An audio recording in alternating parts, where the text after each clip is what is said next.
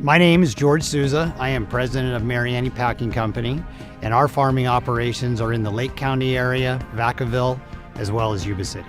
What do I think make California prunes special? They're really the perfect fruit. Number one, being grown in California. So there is prunes grown around the world, but from a food safety, from a quality, from an efficiency standpoint, California is far and away the best location.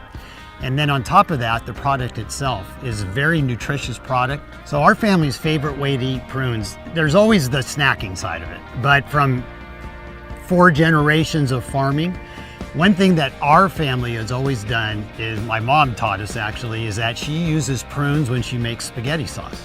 And it's really interesting is that if you take the whole prune with the pit in it and put it in the sauce, it creates this flavor that's sort of unique that you can't get without it. And so that's probably the most fun thing we do with the prunes.